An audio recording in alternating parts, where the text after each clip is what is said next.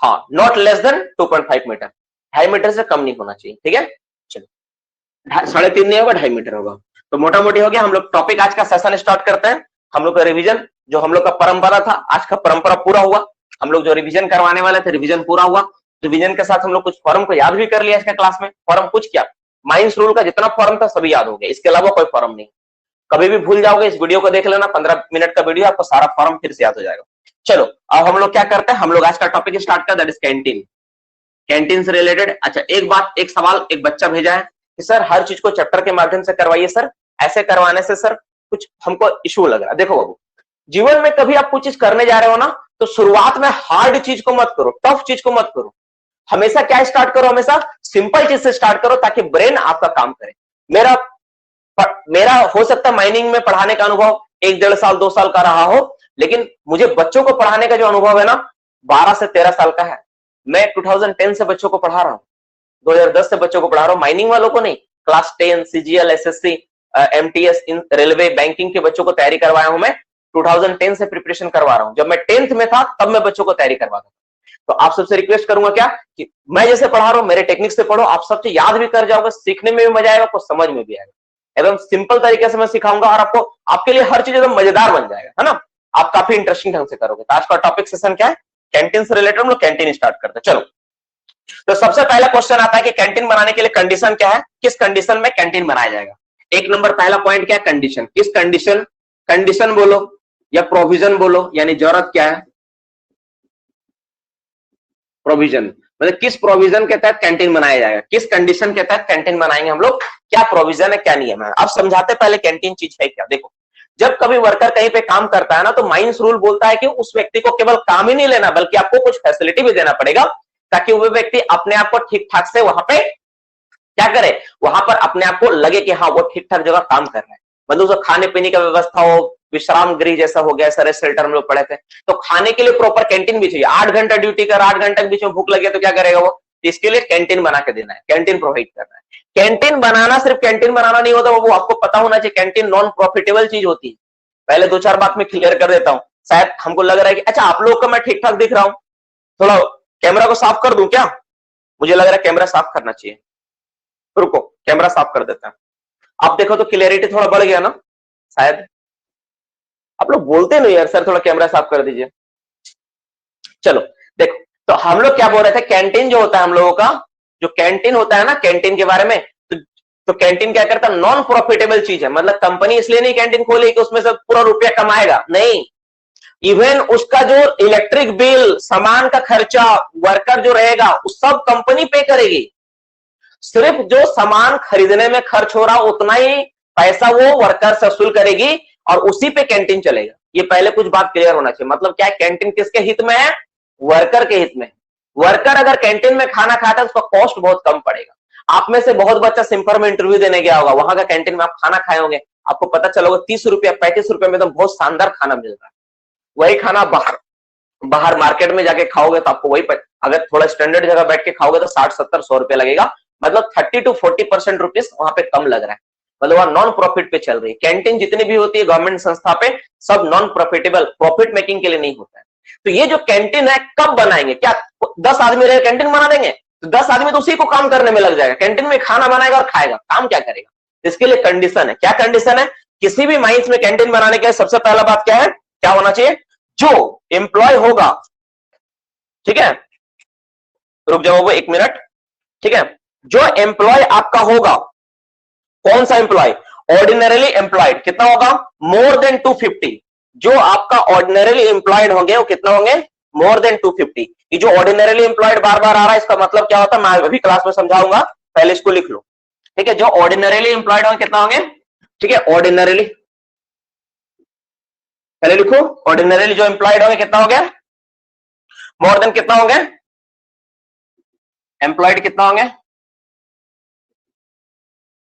Employ कितना होंगे, more than 250। देखो मोर देन वर्ड लिखा है स्टूडेंट, मोर देन 250 मतलब कितना बोलना चाह रहा है, मतलब 251 आदमी बोलना चाह रहा है, या इससे ज्यादा हो तो और अच्छा है, तब जाकर कैंटीन बनाएगा। और ये जो कैंटीन बनाने के बारे में जो बात बोला गया कि कैंटीन बनाएगा, इसके बारे में जो ऑफिशियली ऑर्डर देगा कौन देगा, क्या वर्कर जाके बोले कैंटीन बनाइए, या फिर मैनेजर जाके बोलेगा जब मैनेजर तो कभी चाहेगा नहीं, एजेंट तो कभी चाहेंगे नहीं, कैंटीन बनाने में खर्चा बहुत ज्यादा है, तो कौन बोलेगा? तो इसका जो आदेश देता है ordered bye, ordered bye, ordered bye, ordered कौन देगा इसका? Ordered bye. नॉर्मली देते चीफ इंस्पेक्टर, सीआईएम और इंस्पेक्टर। इंस्पेक्टर मतलब वही रीजनल इंस्पेक्टर टाइप के, रीजनल इंस्पेक्टर, ठीक है। ये ऑर्डर देंगे आपको क्या? तो आप कैंटीन बनाइए, कैंटीन प्रोवाइड करिए, पहला बात। तो फर्स्ट बात में क्या बोला गया है कि 250 से अधिक ऑर्डिनरी एम्प्लॉयड होगा तो हम लोग क्या करेंगे? वहां पे कैंटीन का व्यवस्था करेंगे, ठीक है। कितना आदमी? 250 से अधिक ऑर्डिनरीली एम्प्लॉयड होता है तो हम लोग कैंटीन बनाएंगे, ठीक है। तो ये हो गया आपका। नेक्स्ट क्वेश्चन बात है, अब जो हम लोग कैंटीन प्रोवाइड करेंगे, ठीक है, कैंटीन के बारे में पहला बात तो समझ में आया कि चीफ इंस्पेक्टर बोलेगा, ये वाला होता है। अब इसके साथ एक और बात बोला गया है कि अगर मान लो जो कैंटीन है, ठीक है ना, अगर चीफ इंस्पेक्टर का ऑर्डर होता है, एक ही कैंटीन 2 माइंस को सर्व कर सकता है, ठीक है। 1 कैंटीन, देखो ई पॉइंट नंबर ए हो गया, पॉइंट नंबर बी, बी मतलब इसी के अंदर कंडीशन समझ में आया। अब कैंटीन जो बनेगा, कंडीशन समझ में आया, तो क्या एक कैंटीन 2 माइंस को सर्व कर सकता है? कर सकता है, ठीक है। ऑर्डर बाय, ठीक है, लिखो एक कैंटीन सर्व फॉर 2 माइंस, एक कैंटीन में सर्व, मैं प्रोवाइड सर्विस लिख देता हूं, ज्यादा अच्छा रहेगा, मैं प्रोवाइड सर्विस। देखो आपको बहुत अच्छा समझ में आएगा, सर्विस फॉर 2 माइंस, 2 खदान, 2 अलग अलग खदान के लिए ना कैंटीन क्या कर सकता है? सर्विस प्रोवाइड कर सकता है। लेकिन इसके लिए ऑर्डर लेना पड़ेगा, किससे? By taking order, by approval, by taking approval लेना पड़ेगा इसको। कौन अप्रूव करेगा इसको? Approval of CIM. देखो यहां पर रीजनल इंस्पेक्टर नहीं है, यहां पे चीफ इंस्पेक्टर के पास चल जाओ। अगर तुमको एक ही कैंटीन से अगर 2 खदान को सर्विस देना है, दो, कोई दिक्कत नहीं। तुम बोला कि सर मेरा एक ही माइंस है सर, एक यहां पे है सर, एक इतना दूर है सर, हम सर इतना कैंटीन बना के सर बीच में सर 500-600 मीटर का डिस्टेंस सर, एक ही कैंटीन से सर हम उतना पैसा नहीं है कि हम सर बना पाए। हम चाहते सर एक बड़ा सा कैंटीन सर हम बीच में बना देंगे और दोनों व्यक्ति यहां जाके कैंटीन में जाके सर्विस लेगा। तो बोलेगा हाँ ठीक है करिए, कोई दिक्कत नहीं है। अगर वो, लेकिन चीफ इंस्पेक्टर को संतुष्टि मिलना चाहिए क्या कि हाँ ये जो कैंटीन आप बनाया हो वो सफिशिएंट साइज का है, सफिशिएंट क्वांटिटी का सब कुछ है, जिसमें 2 माइंस के लिए वो काम कर सकता है। तो इस तरह से हम लोग कैंटीन को प्रोवाइड करेंगे। तो दूसरा बात, मोटा मोटी बात आप लोग को समझ में आ गया यहाँ पे, ठीक है। तो सेकंड बात आपको समझ में आ गया होगा कि कैंटीन का दूसरा प्रोविजन क्या है कि 2 कैंटीन एक ही माइंस को सर्व कर सकता है, लेकिन उसके लिए क्या है, क्या होना चाहिए कि इसके लिए आपको ये करना पड़ेगा। अब ये जो कैंटीन होता है, कुछ बात यहां लिखा हुआ मैं इसको लिखवाऊंगा नहीं, आपको समझ में आना चाहिए कैंटीन में क्या क्या सुविधा होना चाहिए। जैसे मैं थोड़ा बोल देता हूं, इसमें खाना खाने का, पानी वानी पीने का, ठीक है ना, सर्विसिंग, फूड, ड्रिंकिंग, इन सब चीजों का व्यवस्था देना पड़ेगा, ठीक है। Mind required to chief inspector, ये सब लिखा हुआ मोटा मोटी बात ये सारी होनी चाहिए, ठीक है। अब स्टैंडर्ड ऑफ कैंटीन, देखो जितना नीड है ना, जो आपका exam first class second class तक जो आपकी चीजें जो डायरेक्ट आपके एग्जाम में आ सकता है ना, मैं वही बात पे फोकस करूंगा, पूरी चीज को मैं बोलूंगा नहीं, क्योंकि बहुत सारी चीज ऐसा जो आपको समझ में आएगा। बाबू देखो कैंटीन बना है तो वहां पे क्या आदमी किस लिए बनाए कैंटीन? कोई थोड़ी ना कैंटीन में कोई ताश पत्ता खेले, कहीं लिखा रहेगा कि सर ताश खेलने के लिए कैंटीन बनाएगी, ऐसा थोड़ी ना है। कैंटीन बनाए तो किस लिए बनाए? तो वहां पे जाके आदमी बैठ के आराम से साफ सुथरा जगह पे खाना खाता है। आपसे ऑप्शन दे, बताओ तो गंदा तौलिया का इस्तेमाल करेगा ना साफ सुथरा? तो कौन बेवकूफ है जो गंदा तौलिया मार के आएगा? तो साफ सुथरा तौलिया का इस्तेमाल करेगा। तो बस कुछ चीज अपना ब्रेन का भी इस्तेमाल करना पड़ेगा आपको कि हाँ ये चीजें होनी चाहिए, उस हिसाब से आप हर एक आंसर को कर पाओगे। जितना नीड है उतना ही चीज को मैं लिखवा रहा हूं। तुम बोलोगे सर हर एक चीज को लिखवाइए, तो फिर से ये माइंस रूल का किताब बन जाएगा आपके पास। उतना ही बात लिखाऊंगा जिससे आपका नीड पूरा हो जाए, ठीक है। सेकेंड नंबर बात करें हम लोग, ये हो गया आपका क्या था, कैंटीन के बारे में था, ठीक है। सेकंड बात करेंगे स्टैंडर्ड ऑफ कैंटीन से रिलेटेड, ये कैंटीन का स्टैंडर्ड क्या होगा, किस स्टैंडर्ड का कैंटीन बनाया जाएगा, ठीक है। चलो बात समझ में आया, हम लोग उतना ही करेंगे जितना में आप लोगों का काम हो जाए। ओके हाँ सर समझ आ रही है। नहीं डिस्टेंस कुछ नहीं है। मोबाइल कैंटीन के बारे में इसमें जिक्र नहीं किया गया, मोबाइल कैंटीन लेकिन होता है कुछ माइंस में मोबाइल कैंटीन का व्यवस्था किया गया। वो वेन होता है, एक वेन टाइप का होता है, उसमें सारा सामान जैसा होता है उसको ले जाकर वहां पहुंचा देता है जहां पे है। ये हम लोग रूल नंबर के बारे में बताने वाला हूं, ध्यान सुन लो। हम लोग जो रूल नंबर के बारे में अभी चर्चा कर रहे हैं, रूल नंबर 64 है। लास्ट क्लास में 62, 63 पे चर्चा हुआ था, 63 हो गया। अब हम लोग 64 हो गया, 65 में जा रहे स्टैंडर्ड ऑफ कैंटीन। अभी जो आप देखे वो 64 था, अब हम लोग जा रहे हैं 65, rule number 65 standard of canteen. ठीक है, स्टैंडर्ड ऑफ कैंटीन। ऐसा बहुत जरूरी नहीं कि आप रूल को याद करो, इस खास तौर पे इस मतलब क्या बोलता है, अगर याद कर रहे हो तो बहुत अच्छा है, अगर कुछ छूट भी जाएगा तो कोई बहुत बड़ा पहाड़ नहीं टूटेगा। सीएमआर का सारा नंबर याद रखना बहुत जरूरी है। हम लोग क्लास में अभी तक सीएमआर का सारा नंबर याद नहीं किया है, आपको जानकर हैरत होगा, हम लोग 2-3 क्लास लगे, सीएमआर का सारा नंबर है ना सब याद हो जाएगा। जैसे रेगुलेशन नंबर 12, 13, 10, 9, 8, 7, 6, 10, 15, 20, 100, 100, 150, इतना नंबर में क्या है सब आसानी से याद हो जाएगा। एक क्लास लगेगा याद करने में, एक क्लास भी नहीं लगेगा, मुश्किल से 15-20 मिनट करके लगेगा, हर एक चीज का याद हो जाएगा, कोई बहुत बड़ा चीज नहीं है, ठीक है ना। जैसे अभी जैसे फॉर्म याद हो गया ना 10 मिनट में, उसमें भी सारा चीज याद करवा देंगे, कोई बहुत बड़ी चीज नहीं है।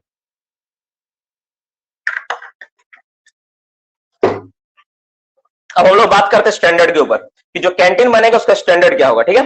तो सबसे पहले जो इसका प्लान होगा ना, प्लान, ठीक है, वो चीफ इंस्पेक्टर और इंस्पेक्टर द्वारा अप्रूव्ड होगा।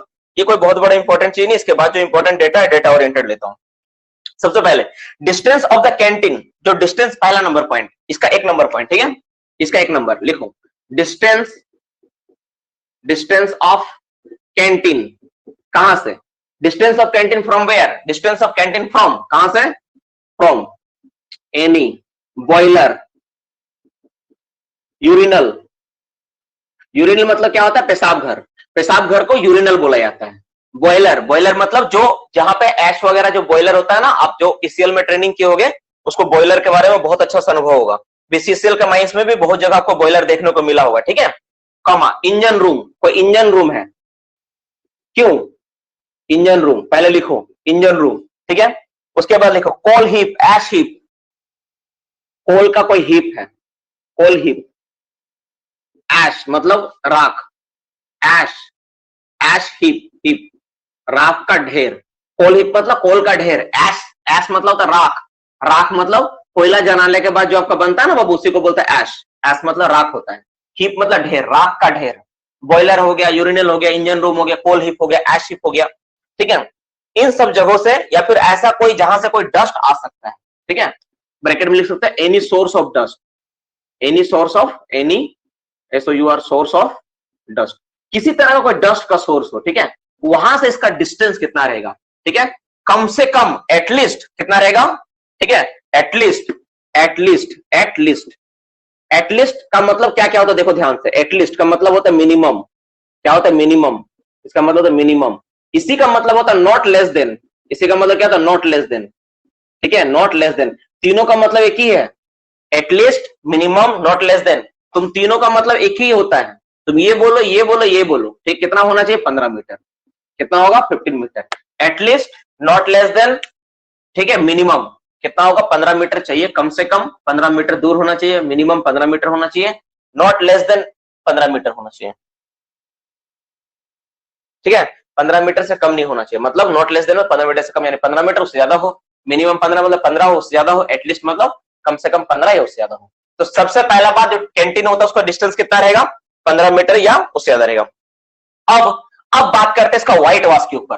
तो कैंटीन अगर हम लोग बनाए, इस कैंटीन को हम लोग बनाए, अच्छा ऐसा क्यों बोला गया, पहले इस बात को समझते, 15 मीटर दूर क्यों रखना। देखो सिंपल बात है, अगर पास में रहेगा तो क्या होगा, सारा का सारा डस्ट आपका खाना में चला जाएगा, जहां पर आप बैठ के कर रहे हो, खाना में चला गया तो खाना के साथ क्या करो, डस्ट को इनहेल करोगे, तो आपके लिए नुकसानदेह, इसीलिए बोला कि 15 मीटर दूर रखिए, आपका सेफ डिस्टेंस है 15 मीटर वहां से। एक सवाल मैं आप लोगों से पूछना चाहता हूं, देखता हूं आप में से कितने बच्चे, ठीक है, नॉट लेस, आप में से कितने बच्चे ऐसे हैं जो पढ़ते हैं।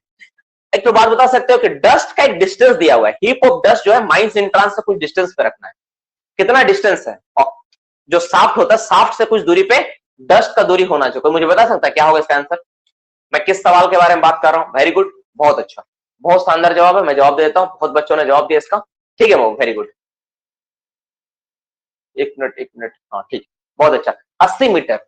डस्ट से रिलेटेड, डस्ट और डिस्टेंस से रिलेटेड एक और सवाल है, आप चाहो तो यहीं पर नोट करके लिख सकते हो कि जो माइंस का इंट्रांस से जो डस्ट ऑफ हीप होता है ना, फाइन डस्ट होता है, उसका डिस्टेंस 80 मीटर होता है, ठीक है, माइन इंट्रांस, इससे रिलेटेड कुछ नहीं है, ठीक है, आप कभी कंफ्यूज ना हो जाए, इसलिए मैं यहां लिख दे रहा हूं माइन इंट्रांस एंड, ठीक है, फाइन डस्ट, कोई भी फाइन डस्ट का डिस्टेंस, फाइन डस्ट का डिस्टेंस, ठीक है, डस्ट का डिस्टेंस कितना होगा, तो हमेशा कितना होगा 80 मीटर। ये मैं यहां पे इसलिए लिख रहा हूं ताकि आप कभी भी इस चीज को इसके साथ मैच मत कर देना, ठीक है, ये अलग है, ये माइंस इंट्रांस है और ये कैंटीन है, ठीक है, दोनों में अंतर है, ये 80 मीटर का फिगर है और यहाँ पे 15 मीटर का फिगर है। इसको आप इसके साथ मत मिला देना, इसलिए मैंने यहाँ पे लिख दिया। चलो सेकंड क्वेश्चन पे आते हैं। अब जैसे आप कैंटीन बनाए, तो कैंटीन बनाने से क्या होगा, उसको कलर पुचाड़ा पेंट करना पड़ेगा कि नहीं, तो उसको व्हाइट वॉश के बारे में बोला गया। स्टैंडर्ड मतलब सब चीज के बारे में बोला गया, व्हाइट वॉश। तो व्हाइट वॉश कितना अंतराल पे करना होगा, जो व्हाइट वॉश मतलब रंग पुट्टी पचाड़ा जो करवाते हैं आप लोग है ना, वो कब करवाना होगा, कितने अंतराल पे करेंगे उसके बारे में, ठीक है। तो इनसाइड किचन, इसका 2-3 बात है। पहला नंबर, ए नंबर, किचन के अंदर इनसाइड किचन सबसे ज्यादा गंदा कौन होगा, किचन होता है कि नहीं। इनसाइड किचन, इनसाइड किचन जो किचन होता है सबसे ज्यादा गंदा होता है ना, किचन में सबसे ज्यादा खराब चीज होता है, सबसे ज्यादा गंदा, क्योंकि वहां पे तेल बाकी चीजें ज्यादा जलता उलता रहता है। तो इनसाइड किचन करोगे तो हर 4 महीना में एक बार करना पड़ेगा, 4 मंथ्स एवरी, ठीक है, एवरी 4 मंथ, एवरी 4 मंथ लिखो, हर 4 महीने में एक बार करना पड़ेगा, एवरी 4 मंथ, 4 महीने में एक बार करके करना होगा किचन के अंदर, ठीक है। ये पहला करना होगा, समझ में क्या बोले, यहां करना पड़ेगा। इनसाइड द रूम और पैसेज, बी नंबर। अब जो बचा, अब अलग से जो रूम है, ठीक है, इनसाइड द रूम, जो रूम वगैरह बनाए हो आप, इनसाइड रूम और पैसेज जहां पे आदमी लोग आना जाना करता है, एंड पैसेज जहां पे आदमी लोग आना जाना करेगा, जो गैलरी वगैरह है वहां पे, बाकी जगह कितना दिन में करोगे, once in year, once in year. वही दिवाली वाला जैसा हम लोग के यहाँ होता है, हर दिवाली के पहले, दिवाली से पहले हम लोग रंग कलर करते हैं, जो अभी सबका घर में हो रहा होगा, तो हम लोग ये करते हैं वंस इन ईयर में। तो क्या रंग कर देना सफिशिएंट है, क्या उसके अलावा और कुछ काम नहीं होता, हम लोग क्या दिवाली में केवल रंग करते नहीं, रंग के साथ साथ तुम देखोगे बहुत जगह जो दरवाजा उसको पेंट उंट मारना होता है कि नहीं, दरवाजा में भी कलर होता है। पचौड़ा करते तो दीवार में, लेकिन दरवाजे को भी तो कलर करवाना पड़ेगा, तो दरवाजा में जो कलर होगा ना, वो कितना अंतराल पे होगा, ठीक है, ठीक है। वर्निश पेंट जो होगा ना, wooden work, varnish, iron paint, ये सब जो होगा वो वंस इन ए 3 ईयर होगा। इसके अलावा 3 नंबर पॉइंट में मैं लिख देता अलग से, ठीक है। जैसे मान लो कि आपको मान लो कि क्या करना है कि दरवाजा को रिपेयरिंग करवाना है, कोई आयरन का कोई काम, लोहा का कहीं काम होगा, तो ये सब जो काम होगा वो 3 महीने में, उसको मैं लिख दे रहा, अलग से लिखो, ठीक है। वुडन वर्क, वुडन मतलब लकड़ी का वर्क, मतलब जैसे मान लो कहीं दरवाजा और वजह खराब हो गया, उसको बनवा लिया, खिड़की खराब हो गया, उसको आप करवाए, ठीक है। स्टील वर्क, स्टील वर्क मतलब जैसे मान लो कि स्टील का सामान वान था, लोहा गेट वगैरह, तो उसका कोई काम करवाए, ठीक है ना, उसका वर्क हो गया, ठीक है। shall be furnished and painted, ठीक, उस पे कोई, उस पे फर्निश्ड करना है, मतलब उस पे कलर पेंट वगैरह चलाना है, तो कितना करोगे, फर्निश्ड एंड पेंटेड, इस सब चीजों पे अगर कलर उलर भी चढ़ाना है तो कितना अंतराल पे होगा, इसको हर 3 साल में होगा, painted once in every 3 year, कितना अंतराल पे, 3 साल, 3 साल में एक बार करके होगा। इसका मतलब क्या है कि 3 साल में, तो मोटा मोटी बात स्टैंडर्ड का कैंटीन में समझ में आके 15 मीटर दूर बनाएंगे, उस पे जो व्हाइट वॉश होगा, अगर इनसाइड किचन करे तो 4 महीने में एक बार होगा, इनसाइड रूम में अगर करेंगे तो 1 साल में होगा, और अगर आयरन वुडन स्टील वर्क करवाना है और उस पे पेंटिंग वेंटिंग भी करवाना है, पेंटिंग जो भी करवाना है, तो सब 3 साल में एक बार करके हम लोग करवाएंगे, एक बार करके देखेंगे। ये सारी चीजों के बारे में जिक्र किया गया है, तो मोटा मोटी ये सारा चीजें बाबू हम लोग टॉपिक को और आगे बढ़ाते हैं और आगे जानते हैं। देखो रूल में हर एक बात को लिखा गया, हर एक बात को समझाया गया है। सवाल है कि सर क्लास फिर क्यों करते हैं, मैं समझा देता हूँ मोटा मोटी रीजन। आप यहाँ पे जो देख रहे हो ना कि स्टैंडर्ड वे में देख रहे हो, रूल में ऐसा करके नहीं लिखा गया, दिक्कत यहाँ पे। आप जो क्लास में करते हो उसका एक स्टैंडर्ड वे है, उसमें समझाने का एक तरीका है, इनसे आपको बहुत फायदा मिलेगा जीवन में। आप कोई भी एग्जाम देने जाओगे, चाहे वो फर्स्ट क्लास के लिए, सेकंड क्लास के लिए हो, रूल तो बदलने वाला है नहीं एकदम से कि पूरा बदल गया सर हम क्या करेंगे, ऐसा कुछ तो होने वाला नहीं है। तो आप बहुत आसानी से इन सब चीजों कर सकते हैं। तो 65 का मोटा मोटी जो पॉइंट था, है ना, ये हो गया इसके बारे में। अब हम लोग बात करेंगे इसके बाद क्या है, एक मोटो को स्टैंडर्ड ऑफ कैंटीन से रिलेटेड आपका हो गया, मोटा मोटी यही था, ठीक है, ये हो गया क्लियरेंस वगैरह। अब एक सवाल पे हम लोग आते हैं, कैंटीन मैनेजिंग कमेटी क्या होता है, इसका मेंबर क्या होता है, कैसे क्या होता नहीं होता, इस पर हम लोग थोड़ा चर्चा करेंगे, देखेंगे।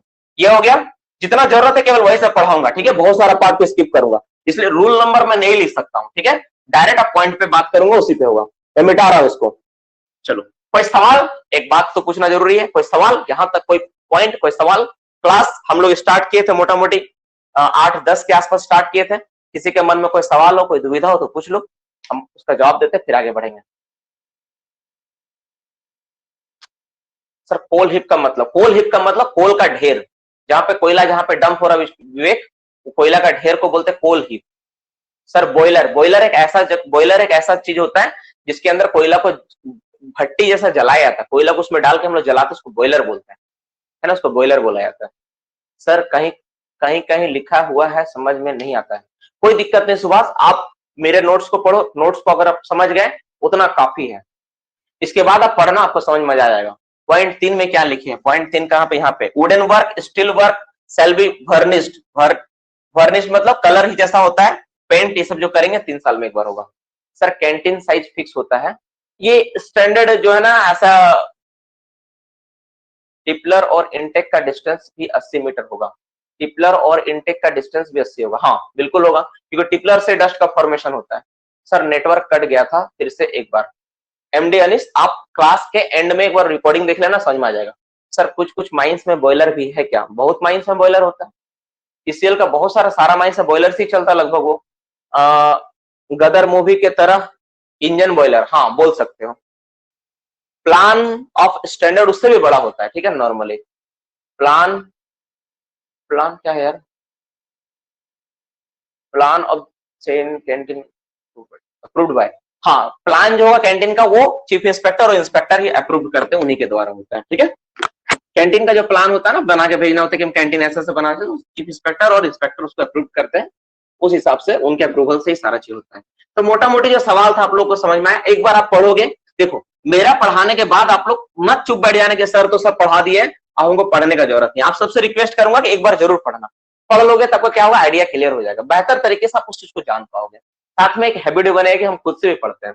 सर कैंटीन में जो जो वर्कर काम करेगा वो सीआईएल का ही होगा या अदर, अगर अदर हो तो सीआईएल ही पेमेंट करेगी, वर्कर से कोई पेमेंट नहीं लिया जाएगा, ऐसा जो कैंटीन का वो पेमेंट मतलब वर्कर के ऊपर लोड ना पड़े, ऐसा नहीं होगा।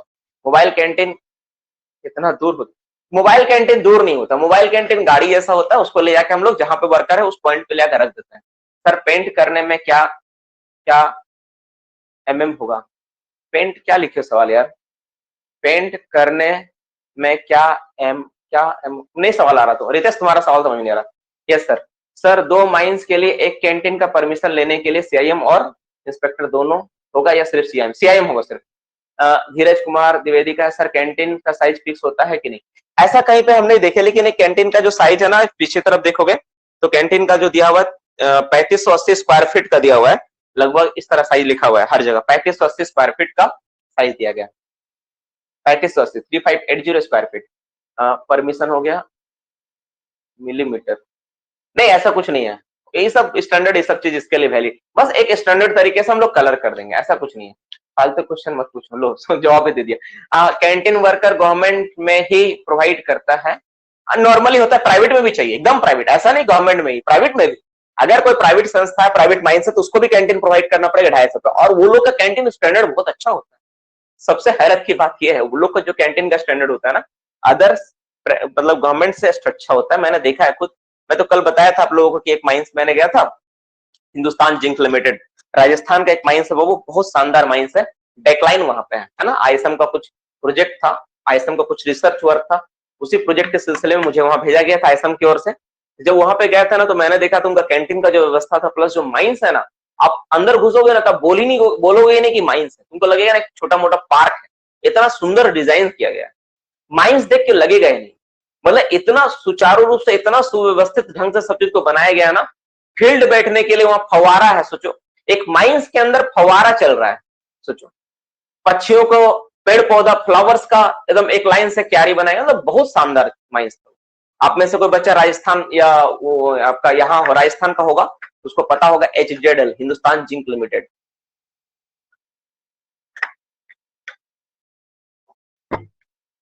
चलो हम लोग अपना टॉपिक को, सेशन को आगे बढ़ाते हैं। तो अब हम लोग बात करते हैं जो कैंटीन बना, ठीक है ना, ये जो कैंटीन के बारे में जितना भी चीज है कि जैसे सामान का रेट क्या होगा, कितना कैंटीन में किसको कितना, जो भी चीज है कैंटीन से रिलेटेड, वो कौन तय करेगा, तो इसके लिए कमेटी होती है, कोई व्यक्ति या कोई नहीं तय कर सकता।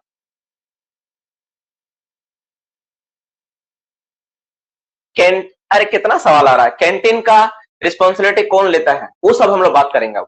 चलो अब सारा सवाल हम लोग बाद में, आपका सवाल सब बाद में लेंगे, ठीक है, अब वही सवाल पे हम लोग आ रहे हैं, अपना सवाल बाद में पूछना, मोटा मोटी जो सवाल था सब क्लियर हो गया, अब बाद बाकी सवाल पे आते हैं। जो टॉपिक था, टॉपिक से हट के सवाल आ रहा है, हम लोग बाद में लेते हैं। देखो अब सवाल आता है कि जो कैंटीन मेरा बनेगा, वो कैंटीन कैसे चलेगा, चलेगा कैसे, कितना उसका सामान का रेट होगा, कब खुला रहेगा, क्या क्या सामान बनेगा, क्या क्या सामान बिकेगा, कहां पे क्या व्यवस्था होगा नहीं होगा, इसका तय कौन करेगा, ठीक है नहीं, तय कौन करेगा? तो एक आदमी तय करेगा तो बाकी लोग तो खुश होंगे नहीं। तो इसके लिए क्या होता है, इसके लिए कमेटी होती है, इसको बोलते हैं कैंटीन मैनेजिंग कमेटी। क्या बोलते हैं हम लोग? कैंटीन मैनेजिंग कमेटी, जो कैंटीन को मैनेज करेगी, कैंटीन कैसे चलेगी, कैसे काम होना चाहिए, उसका दिशा निर्धारण कौन करेगी? तो करेगी कैंटीन मैनेजिंग कमेटी। अभी हम लोग उसी पे चर्चा करेंगे, उसी से रिलेटेड सारा चीज को हम लोग देखेंगे। ओके, तो कैंटीन मैनेजिंग कमेटी क्या होता है, इस पे हम लोग देखते हैं, इससे रिलेटेड हम लोग अपना टॉपिक को स्टार्ट करते हैं। तो ये रूल क्या है, वो 69 में है। बीच का एक दो रूल को स्किप किया जा रहा है क्योंकि वो सारी चीजें उतना मैंडेटरी है नहीं। जैसे इसमें लिखा हुआ है कैंटीन क्लीननेस होना चाहिए, हाइजीनिक होना चाहिए, प्रॉपर वॉश होना, साफ सुथरा होना चाहिए, कपड़ा साफ सुथरा इस्तेमाल होना चाहिए। ये सब चीजें बेसिक बात है, ये सब चीजें कोई मतलब नहीं है ना, ये तो रहेगा ही रहेगा। कोई कैंटीन बनाएगा तो थोड़ी ना किसी को बीमार करने बनाएगा। तो अभी हम लोग स्टार्ट करते हैं डायरेक्ट। अब रूल 68 का पार्ट है, 68 में दिया हुआ कैंटीन मैनेजिंग कमेटी, इसी को स्टार्ट करते हैं। ठीक है, कैंटीन मैनेजिंग कमेटी। बीच वाला पार्ट आप खुद से पढ़, सॉरी 69, सॉरी माफ करना, 69। ठीक है, कैंटीन मैनेजिंग कमेटी, इसको स्टार्ट करते हैं, इसको चलेंगे हम लोग, कैंटीन मैनेजिंग कमेटी। बाकी तुम पढ़ना, तुमको समझ में आ जाएगा। अगर नहीं समझ में आया कोई इशू नहीं बाबू, आप फिर से मुझे मैसेज कर देना। जो पार्ट समझ में नहीं है उसको फोटो खींच के, उसका स्क्रीनशॉट लेके, उसको फोटो खींच के, उसका क्रॉप करके अपना नीचे नाम और आईडी लिख के मुझे भेज देना। मैं तुमको जरूर क्लास में, क्लास के एंड में मैं बता दूंगा। हम लोगों का क्लास का एक खास बात होता है कि हम लोग क्लास के अंत में, ठीक है, क्लास के अंत में हम लोग क्या करते हैं, आपका हर एक सवाल को डाउट और डिस्कशन के तौर पे लेते हैं। तो कोई इशू नहीं है, आप अपना सवाल भेजोगे तो मैं उसको डाउट के तौर पे सॉल्व कर दूंगा। हर दिन होता है, तो अगर आज छूट भी गया तो नेक्स्ट डे ले लूंगा। कभी ना कभी आपका सवाल को ले लिया जाएगा, कोई दिक्कत नहीं है। कभी भूल गया तो दोबारा भेज देना, फिर से ले लिया जाएगा, कोई इशू नहीं उसका। ठीक है, तो हम लोग अपना टॉपिक को देखते हैं, कैंटीन मैनेजिंग कमेटी, जो कैंटीन का करता धरता है, इससे से रिलेटेड टॉपिक स्टार्ट करते हैं। तो सबसे बड़ा बात है कि जो कैंटीन मैनेजिंग कमेटी जो होता है, ठीक है, ठीक है, तो ये जो कैंटीन मैनेजिंग कमेटी जो होता है, ये कौन कौन इसको गठित करे, कौन गठित करता है, समझ में क्या बोले हैं? ठीक है, कौन इसको गठन करता है? Appointed by. इसको अपॉइंट कौन करेगा? Appointed by. इसको अपॉइंट कौन करेगा? Appointed by. अपॉइंटेड बाय किसके द्वारा अपॉइंट किया जाएगा? तो ये जो होता है, ये ओनर, एजेंट, एजेंट और officer in charge of canteen, officer in charge of canteen, officer in charge, CH, in charge of canteen, ठीक है, ऑफ कैंटीन जो होगा, उनके द्वारा क्या होगा, एक कमेटी बनाई जाएगी जिसका नाम क्या होगा, कैंटीन मैनेजिंग कमेटी, जो कैंटीन को क्या करेगा, ये मैनेज करेगा, कैंटीन कैसे चलेगा उसके बारे में ये बताएगा। अब जो सवाल ये आता है कि जो कैंटीन मैनेजिंग कमेटी बना, वो जो कैंटीन मैनेजिंग कमेटी होगा उसमें मेंबर कितने रहेंगे, किस किस तरह का मेंबर रहेगा, कितना मेंबर रहेगा नहीं रहेगा, इसके बारे में बात करते हैं। ठीक है, यानी मेंबर्स के बारे में डिस्कशन होगा, मेंबर के बारे में। 2 नंबर पॉइंट क्या है, मेंबर से रिलेटेड, मेंबर से related, member, canteen managing committee का मेंबर कैसा रहेगा नहीं रहेगा, उसके कौन, किसका मेंबर, ये जो कैंटीन मैनेजिंग कमेटी उसका मेंबर, क्योंकि हेडिंग क्या है, कैंटीन मैनेजिंग कमेटी, उसके मेंबर के बारे में बात करेंगे, उसके मेंबर के बारे में देखेंगे। देखो, तो जो कैंटीन मैनेजिंग कमेटी होता है ना, equal member appointed by the owner, agent और officer incharge and equal member elected by the person employed in the mines. जितना आदमी, ठीक है, ठीक है, ये क्या होगा, जितना आदमी ओनर, एजेंट, ऑफिसर इंचार्ज द्वारा अपॉइंट किया जाएगा, ठीक है, वो क्या होगा, नंबर लिखो, ऐसे लिखो, नंबर ऑफ मेंबर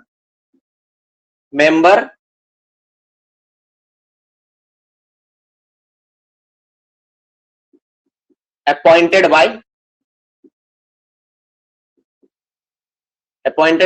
ठीक है। अब मैं छोटा करके लिखता हूं, owner slash agent slash officer in charge को मैं लिखता हूं ओ, ऑफिसर इन चार्ज लिख देता हूं, ठीक है, ओ इन सी लिख देता हूं। Officer in charge is equal to, ठीक है, इक्वल टू, ठीक है, इक्वल, इज इक्वल लिखो, इज इक्वल मेंबर, इसको समझना पड़ेगा, ठीक है, समझना, मेंबर, ठीक है, इलेक्टेड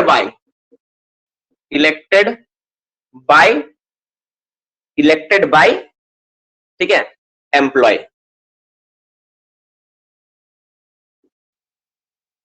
देखो कहानी क्या है यार, बड़ा मस्त चीज है। देखो अब अगर मान लो कि जैसे मान लो मैनेजमेंट है, तो क्या चाहेगा, सब सामान का दाम बढ़ा के रखे। कैंटीन मैनेजिंग कमेटी तय करती है सामान का रेट क्या होगा। अब तुम सोचो, दो पक्ष है, एक पक्ष क्या है तुम समझ में आएगा तुमको। एक पक्ष है मैनेजमेंट, मैनेजमेंट के हाथ में एक डंडा थमा देता हूं, मैनेजमेंट आदमी है, ठीक है, ये मैनेजमेंट वाला आदमी है, हाथ में डंडा। और एक पक्ष है एम्प्लॉय, जो वहां काम करता है, जिसका माथा में क्या झोड़ा है, सब आदमी का माथा में क्या झोड़ा, हाथ में यही सब सामान लेके वो लोग जा रहा है, बाल्टी उल्टी लेके जा रहा है काम करने के लिए। एक वर्कर पक्ष है, और एक पक्ष क्या मैनेजमेंट है, जो क्या कर रहा है, जो रूल करता है, जो क्या करता है, रूल करता है, जो रूल करता है, जो सबको तय करता है। अब एक बात बता, मैनेजमेंट क्या चाहेगा, मैनेजमेंट चाहेगा सारा कैंटीन मैनेजिंग कमेटी मेरा आदमी हो, क्यों हो, वो जो चाहेगा वही काम होगा। वो बोलेगा समोसा का दाम 15 रुपया तो 15 रुपया, वो बोलेगा 20 रुपया तो 20 रुपया होगा, वो बोलेगा चिकन बनेगा तो चिकन बनेगा, तो वो चाहेगा जो वही होगा। तो मैनेजमेंट चाहेगा उतना आदमी। तो नियम बनाया गया कि कैंटीन मैनेजिंग कमेटी में जितना मैनेजमेंट की ओर से आदमी रहेगा, number of members appointed by the owner, agent और officer in charge is equal member elected by the employ. Same जितना ये आदमी भेजेगा ना, उतना यही आदमी यहां से भी आदमी आएगा। मतलब ओनर, अगर ओनर की ओर से अगर दो आदमी अगर आ रहा है, दो पर्सन अगर आ रहे हैं कैंटीन मैनेजिंग कमेटी में, तो इलेक्टेड होके, इसमें कोई ऐसा नहीं कि वर्कर को आगे चुन के हम जाएंगे, नहीं, इसमें इलेक्शन होगा, इलेक्शन के तौर पे दो आदमी को चुना जाएगा, इलेक्टेड लिखा हुआ, इलेक्टेड बाय एम्प्लॉय, एम्प्लॉय के द्वारा दो आदमी को इलेक्ट किया जाएगा, वोटिंग होगा, वोटिंग के जरिए इलेक्ट किया जाएगा, वो दो आदमी जितना इनका तरफ से उतना इनका तरफ से मिला के कैंटीन का मैनेजिंग कमेटी बनेगी, ठीक है। लेकिन ये जो संख्या है, किसी भी हाल में, ये जो संख्या है, वो संख्या जो है किसी भी हाल में,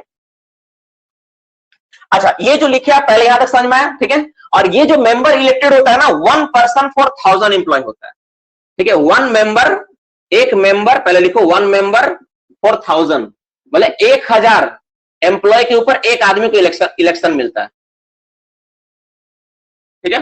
देखो यहां समझो, 1000 एम्प्लॉय में ना एक आदमी इलेक्टेड होता है, एक आदमी को चुना जाता है, 1 मेंबर इलेक्टेड, यहाँ पे इलेक्टेड वर्ड जोड़ दो ज्यादा अच्छा रहेगा, इलेक्टेड, ठीक है। चुना जाएगा कब, 1000 आदमी हो तो उसके बदले एक आदमी इलेक्टेड होता है। तो तुम सोचो अगर पूरा माइंस में अगर 2000 13,000 आदमी है तो दो ही आदमी होगा, उससे ज्यादा नहीं होगा। तो उतना आदमी यहां से और उतना आदमी यहां से ही रहेगा, जितना ये भेजेंगे यानी उतना ही इनको ही भेजना पड़ेगा, दोनों आदमी मिला कैंटीन चलाएंगे, ये हो गया समझ में। लेकिन किसी भी हाल में, ठीक है, किसी भी हाल में जो मेंबर्स का संख्या होगा, जो इलेक्टेड मेंबर्स का संख्या होगा, वो किसी भी हाल में, ठीक है, किसी भी हाल में, ठीक है, किसी भी हाल में इलेक्टेड मेंबर, इलेक्टेड मतलब क्या, किसी भी हाल में, ठीक है, ठीक है, in any condition, any condition, ठीक है, इन एनी कंडीशन, ठीक है, नंबर ऑफ इलेक्टेड मेंबर, देखो ध्यान समझना बाबू, फिर से मैं समझाऊंगा, समझ में नहीं एक बार में, इलेक्टेड मेंबर, ठीक है। मतलब देखो ये लाइन 1 था, ये लाइन बी है, ये स्टेटमेंट ए था, स्टेटमेंट ए है और स्टेटमेंट बी है। मतलब in any condition number of, ठीक है, any condition number of elected member, ठीक है, ठीक है, not less then, not less then, not less then कितना, 2, किसी भी कंडीशन में कम से कम, नॉट लेस देन 2 से कम नहीं रहेगा, 2 रहेगा, और not more than, not more than कितना, 5। किसी भी हाल में आप कुछ भी माइंस में आदमी रहे, 50, माफ करना 50 तो नहीं होगा, 250 पे तो बनाना ही है, मान लो 500 600 आदमी रहे तो 2 आदमी इलेक्टेड करके लाना ही पड़ेगा। किसी भी हाल में 2 आदमी इलेक्टेड करके होगा, और 2 आदमी किसका तरफ से होगा, 2 आदमी मतलब मैनेजमेंट की ओर से होगा। तो 4 आदमी मिनिमम चाहिए और मैक्सिमम 10% चाहिए, ये हो सकता है। मतलब मान लो अगर माइंस में अगर 50,000 आदमी है एक खदान में, सोचो तब कितना आदमी रहा, किसी भी हाल में 5 आदमी इलेक्टेड ही करना है, 5 आदमी ही चुना जाएगा। तो 5 आदमी चुनोगे तो 5 आदमी तुम चुने, 5 आदमी मेंबर्स किसके तरफ से होगा। फिर से मैं समझाता हूं, पूरा कहानी कब समझ में आएगा, पूरा लैंग्वेज का मतलब समझ में आएगा जब पूरा बात को फिर से सुनोगे। तो देखो सबसे ध्यान से, मेंबर्स के बारे में क्या बोला गया है, बोला है कि जो मेंबर कैंटीन, पहले तो कैंटीन मैनेजिंग कमेटी बनेगा, कौन बनाएगा, owner, agent, manager, officer in charge का गठन करेगा। तो अगर वो बना रहा तो बोल देगा भाई सारा आदमी अपना तरफ से हो, तो बोला नियम बनाए, नहीं ऐसा नहीं होगा, जितना आदमी मैनेजमेंट की ओर से होगा उतना ही आदमी आपको एम्प्लॉय से लेना पड़ेगा, जितना आदमी मैनेजमेंट से लेना होगा उतना ही आदमी आपका एम्प्लॉय होगा। एम्प्लॉय से वो भी कैसे करके, एम्प्लॉय में इलेक्शन करवा के, इलेक्टेड पर्सन होगा, इलेक्टेड मतलब वोटिंग करवा के, ऐसा नहीं कि उसको चुन के ले आया, नहीं, दोनों का सेम होगा। और इलेक्टेड पर्सन की संख्या किसी भी हाल में 2 से 5 रहेगा, 2 से 5, यानी 2 से कम नहीं, 5 से ज्यादा नहीं, 2 से 5 ही रहेगा, 2 to 5 मेंबर रहेगा। तो इधर से भी तुम कितना लोगे, अगर इस पे 2 5 आ रहा है, इसमें भी कितना होगा, 2 से 5 होगा। तो किसी भी हाल में अगर टोटल तुम देखोगे तो 4 से कितना हो रहा है, 10 संख्या तुमको निकल कर आएगा, है ना। 4 से कितना संख्या निकल कर आएगा, 10 संख्या निकल कर आएगा। ये हो गया संख्या के बारे में बात, मोटा मोटी कहानी इसमें ही बोलना जा रहा है, यही होता है। इसी तरह से हम लोग क्या करते हैं, अपॉइंट करते हैं और कैंटीन मैनेजिंग कमेटी इस तरह से काम करती है। तो मोटा मोटी बात तुमको यहाँ पे समझ में आ गया होगा कि क्या बोलना चाह रहा, नहीं बोलना चाह रहा, ठीक है।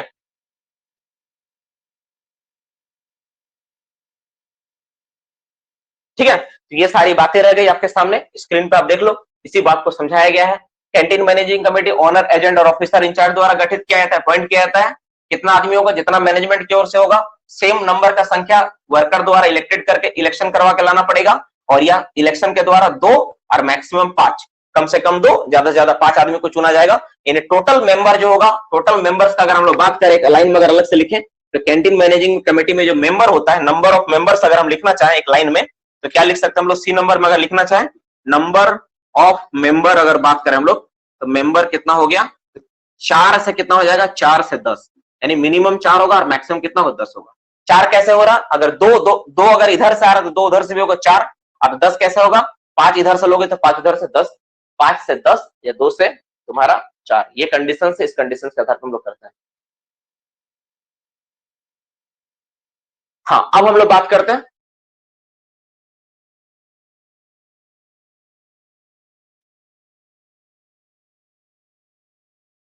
नहीं, किसी भी हाल में 2 आदमी को चुना ही जाएगा। 1000 आदमी रहे, कम रहे, कोई फर्क नहीं पड़ेगा, 2 आदमी चुना ही जाएगा।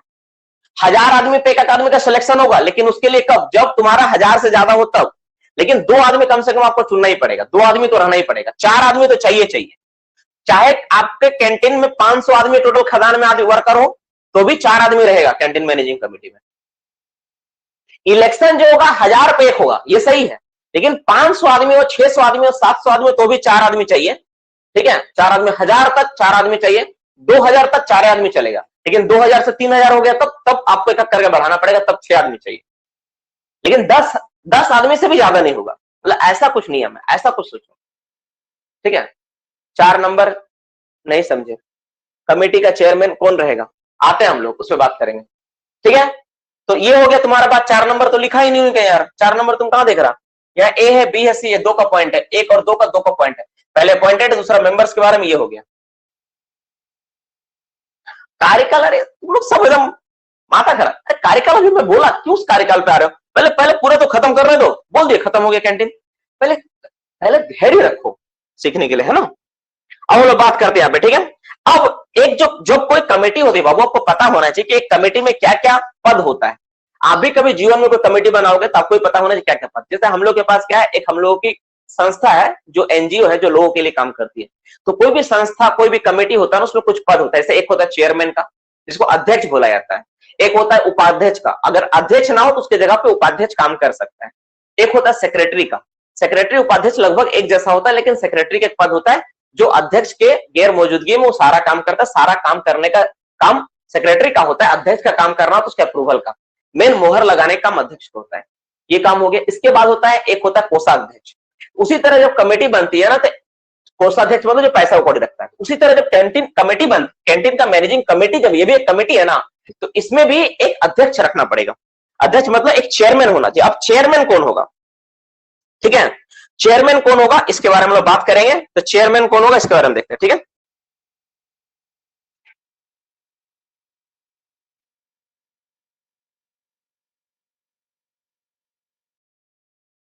चेयरमैन कौन होगा इसका, चेयरमैन के बारे में बात करते हैं।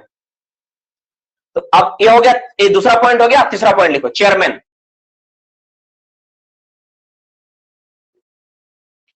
सुनो कहानी, सारा समझ में आएगा।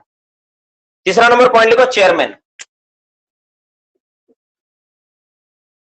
चेयरमैन, कैंटीन का चेयरमैन। तो कभी भी जो चेयरमैन होगा ना, वो ओनर हो सकता है, एजेंट हो सकता है, O for owner, A for agent, और ठीक है, ऑफिसर इंचार्ज ऑफ कमेटी हो सकता है। ऑफिसर, FI, ऑफिसर इंचार्ज, ठीक है, इंचार्ज जो ऑफिसर, CHAR, ऑफिसर इंचार्ज, ठीक है।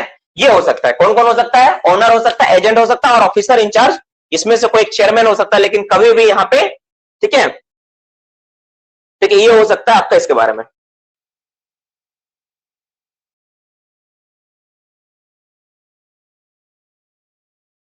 ये हो गया मोटा मोटी बात इसके बारे में, the term of elected member to 2 year. अब एक बात आता है कि जो मेरा जो ऑफिस जो है, जो कैंटीन मैनेजिंग कमेटी में जितने भी लोग हैं, ठीक है, उसका टेन्योर, उसका पीरियड क्या होगा, कार्यकाल क्या होगा, उसका टेन्योर मतलब उसका कार्यकाल कितना होता है, उसका नाम लिखते हैं, ठीक है, टेन्योर। तो टेन्योर जो होता है ना, समय, कार्यकाल, किसी भी आदमी का कार्यकाल होता है, तो 4 नंबर टेन्योर। जैसे मान लो एक आदमी को आप कैंटीन मैनेजिंग कमेटी में तुम बना दिए, लेकिन तुमको लग रहा है कि वो मैनेजमेंट का ही काम कर रहा है। अब देखो, मैनेजमेंट चाहे तो अपना वर्कर आदमी को चेंज भी कर सकता, ना भी कर, उसका मर्जी है। धोखा कौन देगा, वर्कर। धोखा कौन खा सकता है यहाँ पे, वर्कर खा सकता है। वर्कर धोखा खा सकता है, उसका भी रेट ज्यादा बड़ा कम बड़ा मिल सकता है। तो वर्कर के पास पावर दिया गया है कि जो आपका इलेक्टेड मेंबर है, जो वोट देके आप चुने हो, उसको आप चाहो तो बदल सकते हैं, लेकिन उसके लिए एक टाइम है, उसके बाद ही वो बदलेगा। कितना टाइम, 2 साल, मतलब टेन्योर ऑफ इलेक्टेड मेंबर।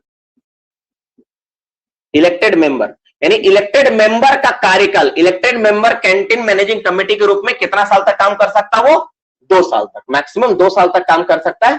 उसके बाद फिर से आपको दूसरा व्यक्ति का चयन करना पड़ेगा, दूसरा व्यक्ति को मौका देना पड़ेगा, जाके वो कैंटीन का मैनेजिंग कमेटी में जाके वो शामिल हो, वहां पे जाके वो काम करे, ठीक है। तो मोटा मोटी बात आपका ये सारा हो गया। इस पार्ट को हम लोग देखें, यहाँ पे ये सारा पॉइंट कुछ हो गया, टेन्योर बारे में हो गया, इसका चेयरमैन से रिलेटेड हो गया। अब इसका प्राइस और चार्ज वगैरह के बारे में थोड़ा देख लेते हैं, ठीक है। जो कैंटीन का सबसे बड़ा जो प्राइस वगैरह जो है, ठीक है ना, नॉन प्रॉफिट बेसिस पे चलेगा, ठीक है। तो कैंटीन, इसके बाद कुछ पॉइंट्स है, डायरेक्ट मैं कुछ पॉइंट पे लिख देता हूँ, 5 6 7 करके इसी में ऐड कर देता हूँ। आप लोग अदर कुछ पॉइंट है, अदर करके भी नोट करके बना सकते हो, नहीं तो इसी में ऐड कर सकते हो। मैं इसी में ऐड कर देता हूँ, जगह बहुत है, इसी में लिख लो, ठीक है। 5वां नंबर पॉइंट, अच्छा अदर करके लिख देता हूँ, ठीक है। अदर कुछ हेडिंग है, कुछ अलग से हेडिंग में अदर करके 1 2 करके पॉइंट लिख देता हूँ। अदर बातें, कुछ मुख्य बातें उसके बारे में लिखता, ठीक है। अदर पॉइंट, कुछ अलग से पॉइंट है उसके बारे में लिख देता, ठीक है। जैसे पहला नंबर, ठीक है, पहला इसमें क्या आएगा, canteen work on non profit basis. हमेशा जो कैंटीन हो क्या होगा, canteen work on non profit basis, non profit basis, मतलब कैंटीन में किसी भी तरह का प्रॉफिट कमाने के लिए कोई कैंटीन नहीं खोलेगा, ना उसको चलाएगा, ये हमेशा आपको पता होना चाहिए, ठीक है। नॉन प्रॉफिट बेसिस पे इसको चलाया जाएगा। और जो प्राइस वगैरह होगा ना, प्राइस वगैरह कौन अप्रूव करेगा, द प्राइस ऑफ आर्टिकल, जो कैंटीन में जो भी प्राइस वगैरह का जो सामान वगैरह बिकेगा उसको कौन तय करेगा, तो कैंटीन मैनेजिंग कमेटी तय करेगी, ठीक है। जो भी प्राइस वगैरह, जो सामान आप बेचोगे ना, प्राइस ऑफ, क्या बोलेंगे, price of the price of item लिख दो, आइटम, ठीक है। अप्रूव्ड कौन करेगा उसको, approved by canteen managing committee, canteen managing committee, CMC में लिख दे रहा हूं शॉर्ट में, कैंटीन मैनेजिंग कमेटी उसको अप्रूव करेगी, ठीक है। ये सारा चीज हो गया। कैंटीन में किसी तरह का, ठीक है, कोई भी चीज का कॉस्ट नहीं जोड़ा जाएगा, चाहे वो उसका कोई यूटेंसियल इंक्लूडिंग कुकिंग वेसल वगैरह, जितना भी तुम जैसे बना रहे हो, कढ़ाई उड़ाई जो भी ले आए, उसका कॉस्ट नहीं जोड़ा जाएगा। किसी तरह का फर्नीचर वगैरह लगाया हो कैंटीन में, तो उसका कोई पैसा किसी तरह से नहीं जोड़ा जाएगा। किसी तरह का फ्यूल, ठीक है, या फिर इलेक्ट्रिसिटी का कॉस्ट उसमें नहीं जोड़ा जाएगा, ठीक है, ठीक है। सैलरी और सुपरवाइजरी स्टाफ का जो खर्चा है वो भी किसी तरह से नहीं जोड़ा जाएगा, कि हाँ ये सब मेरा खर्चा और ये सब जोड़ के हम पैसा बनाएंगे, नहीं, कोई पैसा नहीं जोड़ा जाएगा। केवल सामान जो खरीद के ला रहे हो, उसी सामान को बनाओगे, बना के परोसोगे, जितना खर्चा होगा बस उतना ही जोड़ा जाएगा, जितना बनने में खर्च, जितना सामान का पैसा लगा उतना ही पैसा वर्कर से चार्ज किया जाएगा, ये होता है। अब सवाल एक आता है कि जो कैंटीन तो आप बनाए, कैंटीन में आपको समझ में आया कि नॉन प्रॉफिट बेसिस पे है, तो ये कैसे क्लियर होगा कि नॉन प्रॉफिट पे ही काम चल रहा है। इसका क्या करना हो, अकाउंट को ऑडिट करवाना पड़ेगा, मतलब जो अकाउंट है इसका जो पैसा था, खर्च कितना हुआ, बिका कितना नहीं बिका, इससे एक ऑडिट होगा। जैसे आप में से बहुत बच्चा कभी सीसीएल गए होगा, सीसीएल हेडक्वार्टर कोई गया होगा, तो आप जब जाओगे ना तो वहां पे कूपन सिस्टम है, आपको जो सामान चाहिए वहां पे आपको कूपन कटाना पड़ेगा कि हाँ हमको ये सामान चाहिए, तो कूपन देगा, उस कूपन से आपको सामान मिलेगा। और आप कभी हमारा कोल इंडिया कंपनी में कहीं पर भी जाके तुम कैंटीन में खाओ, कोई भी बच्चा खा के जाकर देख, तुम लिख के देता हो यार, वैसा सस्ता सामान तुमको कहीं नहीं मिलेगा जो ऑफिशियल कैंटीन है। चाहे तुम एनसीएल का किसी कैंटीन में चले जाओ, ईसीएल का किसी कैंटीन में चले जाओ, या फिर हमारे सीसीएल का कैंटीन में चले जाओ, वहां पे तुम जाके देखोगे ना, तो जो आलू चॉप होता है ना, मार्केट में 7 10 तक मिलेगा, वो वहां पे 2 रुपया, 1.5 रुपया, 1 रुपया प्राइस होता है। मैं जब लास्ट टाइम खाया तो मुझे जहां था 2 रुपया लिया था वो, है ना। बेगुनी, आलू चॉप, समोसा, चावल 11 15 15 16 20 रुपए में चावल बढ़िया, एकदम बढ़िया चावल दाल, 2 तरह का सब्जी पापड़ वगैरह 25 30 रुपए में बढ़िया क्वालिटी का मिल जाता है। नॉनवेज अगर खाना चाहोगे तो वही मोटा मोटे रेट में आपको मिल जाता है, एकदम बहुत सस्ता रेट में। तो क्यों होता है ऐसा? कारण यही है कि कैंटीन का काम ही है क्या? नॉन प्रॉफिट पे काम करना। किसी तरह का कोई बर्तन का खर्चा, कोई सामान का खर्चा वो जोड़ नहीं सकती है कैंटीन में। सबसे बड़ा बात ये, इन सारी चीजों को ध्यान रखना पड़ता है। तो मोटा मोटी यहाँ पे सारा बात समझ में आया। अब एक बात है कि कैंटीन प्रॉफिट कर रहा है या नुकसान कर रहा है, कैसे समझ में आएगा? इसके लिए क्या होता है? अकाउंट का ऑडिट। इसका अकाउंट का ऑडिट करवाना पड़ेगा, ठीक है। इसका क्या होगा? अकाउंट का ऑडिट करवाना पड़ेगा। अकाउंट का क्या करवाना होता है? ऑडिट करवाते हैं हम लोग। तो जो अकाउंट का ऑडिट होगा बाबू, वो कैसे होगा नहीं होगा, उसके बारे में थोड़ा समझाते हैं, ठीक है। ये कब होता है? एवरी 12 मंथ में होता है, बाय द चार्टर अकाउंट और ऑडिटर, ठीक है। तो अकाउंट ऑडिट, एक पॉइंट और आएगा, अकाउंट ऑडिट। अकाउंट का ऑडिट, ऑडिट मतलब उसका ऑडिट मतलब होता है क्या कि आप कितना खर्च किए नहीं किया, ऑडिट में सब पकड़ा जाएगा। ऑडिट का मतलब ये होता है कि तुम जो भी किया नहीं किया, सारा का सारा बात किसी में निकल के आ जाएगा कि कितना है नहीं है उसके बारे में। ये जो ऑडिट होता है कितना अंतराल पे करवाना होता है? Audit once in every 12 month में होता है, ठीक है। ये कितना दिन में होना चाहिए? Once in every 12 month. कब होता है ये? वंस, एक नंबर पॉइंट, कब होता है? वंस इन एवरी, एवरी कब करेंगे? 12 महीना में एक बार करके होगा, ठीक है। पहला बात, आप जैसे मान लो 12 महीना में एक बार करना है, तो बाय कौन करेगा? पहले ही देखते हैं। बाय कोई चार्टर अकाउंट सीए कर सकता है, सीए चार्टर अकाउंट आप पढ़ते हो इसके बारे में, और ऑडिटर, ऑडिटर कोई कर सकता है, ठीक है। ये अब मान लो कि ऑडिटर करेगा तो उसको रिपोर्ट सबमिट करना होगा। तो तुम बोलोगे कि ऑडिट करके दीजिए अभी, तो एक दिन में कोई ना दे देगा, उसको टाइम लगेगा। उसको जो सबमिट करने का जो टाइम होता है, सबमिटेड विद इन 2 मंथ, उसको 2 महीने के अंदर सबमिट करना था, विद इन 2 महीने के अंदर सबमिट करेगा, ठीक है। किसके सामने सबमिट करेगा?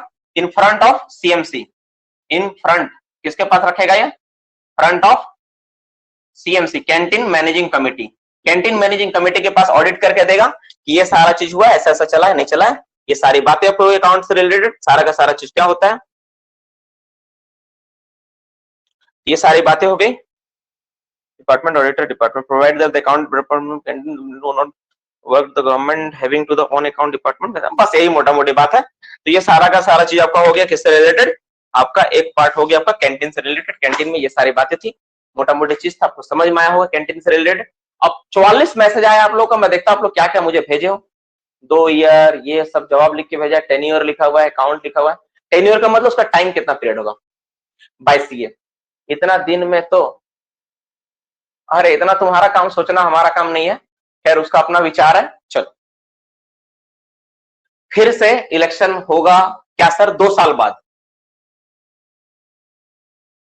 चलो अब सवाल जो है आपका पूछो, मैं दे दूंगा। सर कौन सा बुक से पढ़ा रहे हैं? यही तुम्हारा जो है, कौन सा बुक है? माइंस रूल है, राम कुमार मरांडी। और क्या सवाल आप लोगों का पॉइंट क्या है? पढ़ो ना, बुक्स पढ़ो ना, समझ। सीए मतलब चार्टर अकाउंट। चार्टर अकाउंट जो होता है, जिसका काम होता है अकाउंट को देखना, टैक्स वगैरह फाइलिंग वगैरह करना। सीए का मतलब चार्टर अकाउंट होता है, चार्टर अकाउंट। हो गया?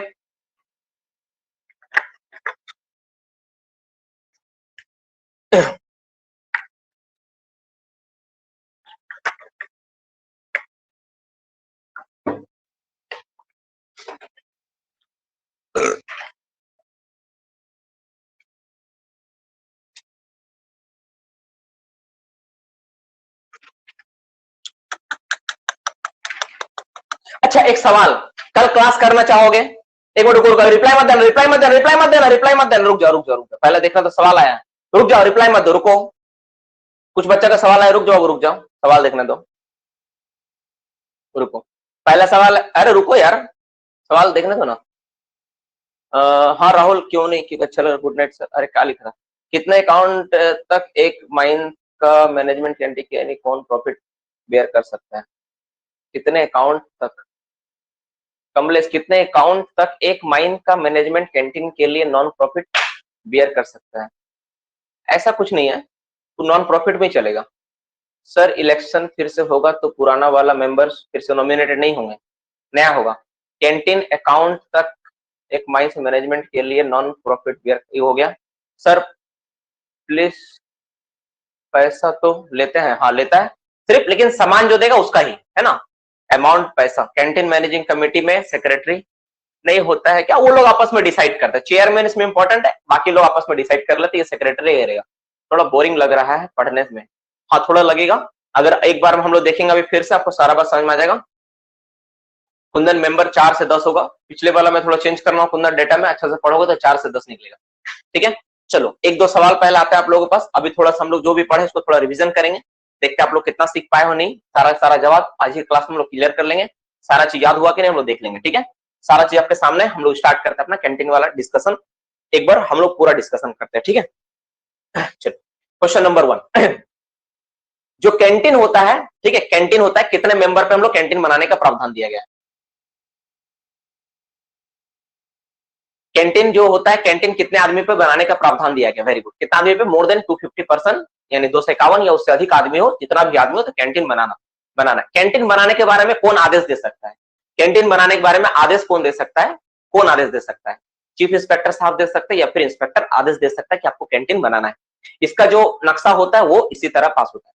नेक्स्ट क्वेश्चन, अगर मान लो चाहे अगर कोई अगर मैनेजमेंट चाहे कि एक ही कैंटीन दो माइंस को सर्व करे तो कर सकता है, लेकिन परमिशन कौन देगा, इसके लिए परमिशन कौन देता है, तो chief inspector of the mines से परमिशन लेना होता है, वही परमिशन देते हैं कि हाँ एक ही कैंटीन 2 माइंस को सर्व कर सकता है, ठीक है। ये अब बात करते हैं स्टैंडर्ड ऑफ कैंटीन से रिलेटेड, जो कैंटीन मेरा होगा वो बॉयलर, फायर, एस, डेब्रिज से कितना डिस्टेंस पे हम लोग उसको रखेंगे, उसके बीच का दूरी कितना मेंटेन करना होगा, एटलीस्ट मिनिमम 15 मीटर का दूरी पे रखेंगे, 15 मीटर दूरी पे उसको क्या करना होगा, बैठाना होगा, 15 मीटर दूरी पे हम लोग उसको क्या करते हैं, सेट करता है।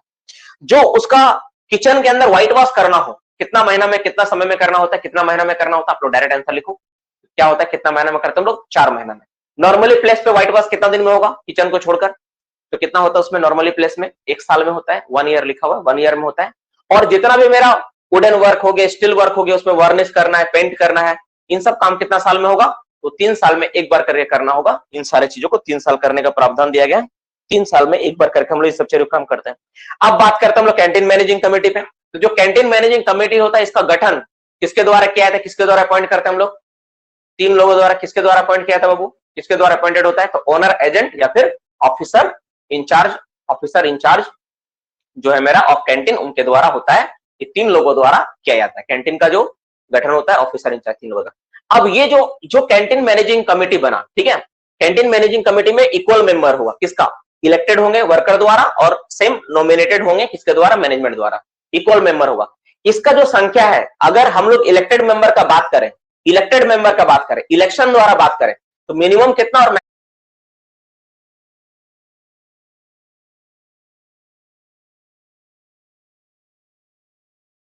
मैक्सिमम कितना होगा, इलेक्टेड मेंबर का बात करें तो मिनिमम 2, मैक्सिमम कितना होगा, 5 होगा।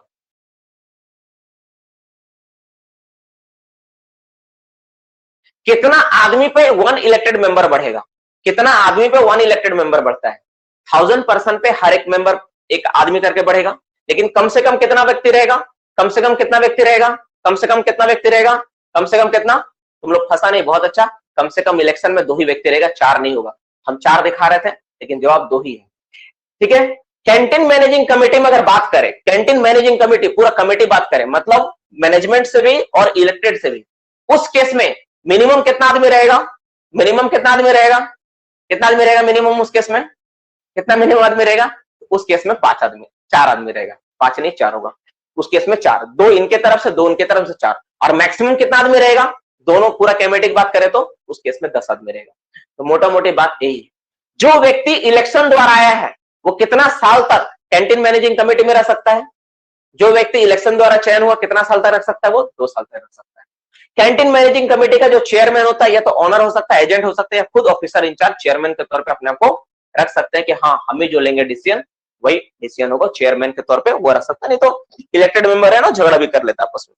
कैंटीन हमेशा क्या होगा, प्रॉफिट कमाएगा या नॉन प्रॉफिट पे चलेगा, कैंटीन कैसा किस बेसिस पे काम करेगा हमेशा ये, तो ये नॉन प्रॉफिट पे चलने वाला, नॉन प्रॉफिट पे चलने वाला कैंटीन चलेगी, हमेशा नॉन प्रॉफिट पे चलेगा, किसी तरह कोई प्रॉफिट कमाने का इसका उद्देश्य नहीं रहेगा।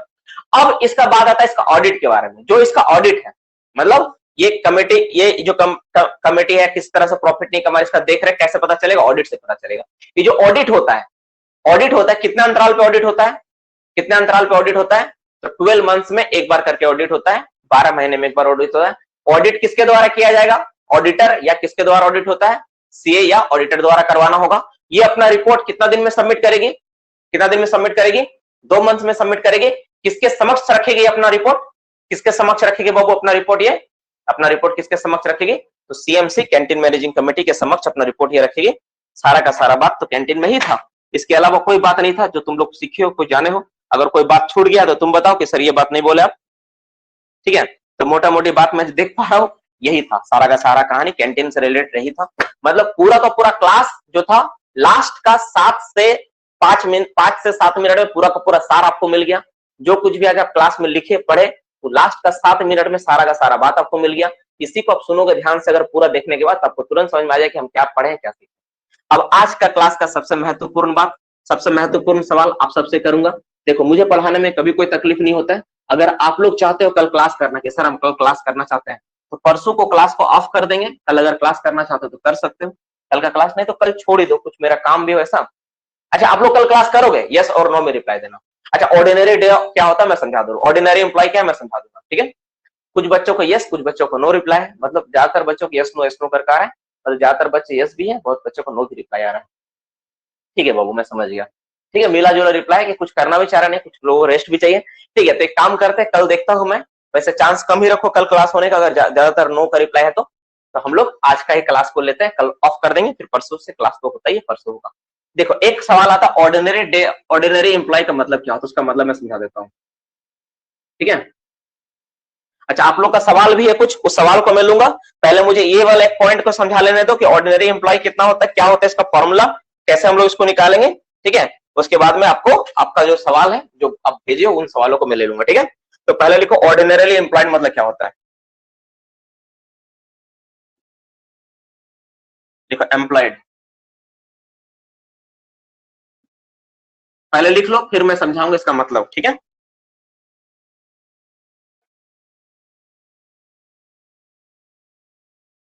इसका मतलब होता है, इसका मतलब क्या होता है, इसका मतलब होता है एवरेज, एवरेज, ठीक है? एवरेज लिखे, कहां चला गया यार, एवरेज,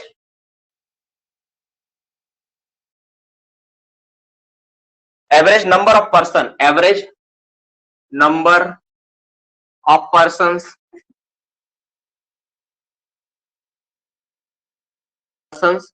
ठीक है? Employed per day, employed, employed per day, per day, per day, कहां, कहां पर, इन माइन, माइंस में एवरेज कितना आदमी आया उसके संख्या को हम लोग क्या बोलते हैं, ऑर्डिनरी एम्प्लॉयड बोलते हैं। अब सवाल है, ये तो बोल दिए, लेकिन इसको निकालेंगे कैसे? इसका संख्या को अगर कैलकुलेट करना हो तो हाउ इट कैलकुलेट, कैसे इसको कैलकुलेट किया जाएगा? इसको कैलकुलेट करने के लिए हम लोग कुछ नहीं करेंगे, इसको हम लोग क्या करना होगा, ठीक है? अच्छा, इसमें एक बात और लिखना पड़ेगा, एक बात मिसिंग है, during preceding calendar year, during preceding, एक वर्ड यहां मिसिंग है, थोड़ा सा छूट रहा है। ड्यूरिंग प्रीसीडिंग ये बहुत इंपॉर्टेंट है, इसके बिना ये पूरा होगा नहीं। प्रीसीडिंग मतलब पहले का, प्रीसीडिंग कैलेंडर ईयर, दर ईयर, ठीक है? वाई ई आर, ईयर, ठीक है? ये हो गया। अब एक सवाल आता है, ठीक है, जो प्रीवियस कैलेंडर ईयर में, पहले का जो कैलेंडर ईयर में कितना आदमी एवरेज आया उसी को बोलेंगे हम लोग, क्या बोलेंगे, उसी को हम बोलेंगे क्या, ऑर्डिनरी एम्प्लॉय। अब निकालेंगे कैसे इसको, तो निकालने के लिए क्या करना होगा, तो देखो, इसको निकालने के लिए हम क्लास में भी समझाए थे, इसको ध्यान से देख लो कैसे हम लोग करेंगे। इसमें हम लोग क्या करेंगे, नंबर ऑफ, ठीक है, नंबर ऑफ, मैं अपना लैंग्वेज में लिखवा दूं, आपको बहुत अच्छा समझ में आ जाएगा। किताब का लैंग्वेज को मैं नहीं यूज करता हूं। Number of main days work by the number of working days excluding the rest. मैं सिंपल तरीके से बता देता हूं, ठीक है? Number of, number of main days, main days work जो लिखा हुआ पहले इसको लिखता हूं, फिर अपना बात को लिखता हूं, मेन डेज वर्क,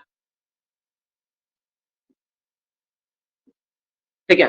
वर्क इसका मतलब हो गया अटेंडेंस, तुम सिंपल समझ लो, अटेंडेंस, इसका मतलब मोटा मोटी क्या अटेंडेंस है, जितना अटेंडेंस था आपका, नंबर ऑफ अटेंडेंस, ठीक है, कब का, ये जो लिखे ना प्रीसीडिंग कैलेंडर ईयर, इसका attendance divided by number of what, number of working days, कितना दिन काम हुआ है, नंबर ऑफ वर्किंग डेज, कितना दिन आपका काम हुआ, इसका संख्या को डिवाइड कर दो, ठीक है, एक्सक्लूडिंग रेस्ट और other non working days, excluding non working days, ई excluding non working days, non working days, बस ये जो संख्या निकलेगा वही आएगा। टोटल दिन कितना था, जितना आदमी काम हुआ उस दिन का टोटल अटेंडेंस है, नंबर ऑफ डेज को तुम डिवाइड कर दो, वर्किंग डे जितना तो उसको डिवाइड कर दो, जो आएगा वही तुम्हारा निकलेगा ऑर्डिनरी एम्प्लॉय का संख्या। अगर जैसे मान लो टोटल साल भर में, एक साल में मान लो हाजिरी आया है 10,000 आदमी का हाजिरी बना है, 10,000 हाजिरी बना है, ठीक है, टोटल हाजिरी गिने हम लोग, जैसे 1 तारीख को 50, 100, 2 तारीख को 25, 30, 3 तारीख को कुछ, 4 तारीख को, सब जितना भी हुआ ना सब तारीख को हम लोग जोड़ दिए, जितना चला था, मान लो संडे था 7 तारीख उसको छोड़ दिए, जितना हाजिरी टोटल वर्किंग डे में हुआ सब हाजिरी को जोड़े, ठीक है, डिवाइडेड किए किससे, नंबर ऑफ दिन, कितना मेरा खदान में कितना दिन काम हुआ, तो नॉर्मली खदान में लगभग मान लेता हूं मैं, एक एवरेज मान लेता हूं 300 दिन काम हुआ, तो 300 से इसको डिवाइड कर देना होगा। एक संख्या ले लेता हूं, मान लो यहाँ 12,000 था, 12,000 को 300 से डिवाइड कर दो, 200 कट जाएगा, 3 से काटो, 3 चौका 12, तो ऑर्डिनरी एम्प्लॉयड आपका कितना आ गया, 40 हो गया। इस तरह से निकलता है संख्या, ये तो बहुत कम है, मोटा मोटी ये 12,000 ने 1,20,000 के आसपास हाजिरी होता है, अब देखोगे लगभग 400 ऑर्डिनरी एम्प्लॉयड आपका निकला। तो इस तरह से आप निकालते हो क्या, ऑर्डिनरी एम्प्लॉय का संख्या। कैसे निकाले, टोटल हाजिरी ले लिए, कितना अटेंडेंस हुआ साल भर में, कब का, प्रीसीडिंग कैलेंडर ईयर का टोटल अटेंडेंस लिए, उस दौरान कितना वर्किंग दिन था उसको डिवाइड कर दिए, जितना है वही होगा।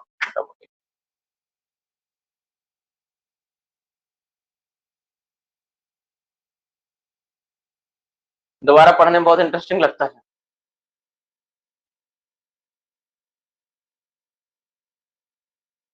चलो एक बार और समझा देता हूं इस बात को, देखो ऑर्डिनरी एम्प्लॉयड का संख्या कैसे निकालेंगे, इसका मतलब होता है average number of person employed per day in mine, average कितना संख्या आदमी का माइंस में आया है, एवरेज संख्या निकालना है, एवरेज कब, प्रीसीडिंग कैलेंडर ईयर, इस साल नहीं पिछले साल, उस बेसिस पे सारा चीज तय होगा, पिछले साल के आधार पे इस साल सबको को बनाना होगा, इस साल जो भी है लेकिन पिछले साल के आधार पे बनेगा। सबसे इंटरेस्टिंग बात यह है, इसमें क्या होगा, तो कैसे निकालेंगे इसको हम लोग, एवरेज संख्या कितना है, तुम सोचो तुम्हारा माइंस में एवरेज हाजिरी क्या है, कैसे पता करोगे, तो टोटल संख्या साल भर का देखो, और टोटल दिन साल भर में जितना उसको डिवाइड कर दो, तो टोटल अटेंडेंस लिए साल भर में कितना है, मान लो 1,20,000 था, टोटल वर्किंग डे कितना 300 दिन है, डिवाइड कर दिए तो कितना है 400, तो ऑर्डिनरी एम्प्लॉय कितना निकला 400। इस तरह से हम लोग करते हैं हम लोग, ठीक है, सिंपल चीज है, सिंपल चीज को सिंपल तरीके से लोगे तो सिंपल समझ में आएगा, अगर सिंपल चीज को तुम कॉम्प्लिकेटेड बना के लोगे तो कभी नहीं समझ पाओगे, इसलिए सिंपल चीज को हम सिंपल तरीके से लेना, एकदम सिंपल है, सिंपल नहीं है। एवरेज निकालना था, एवरेज मतलब क्या होता है, टोटल डिवाइडेड बाय नंबर,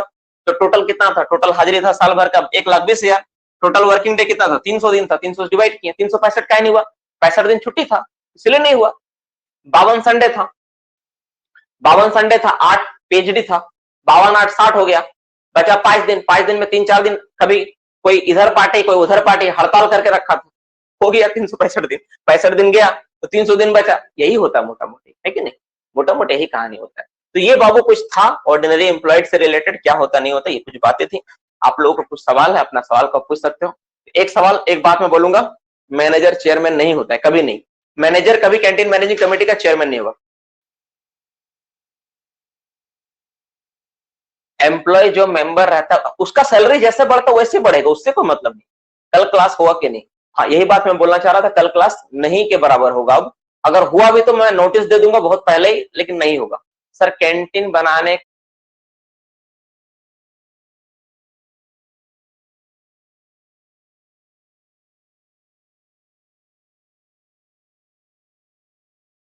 का लिए सीआई अपेक्षा करेगा या आदेश देगा, वही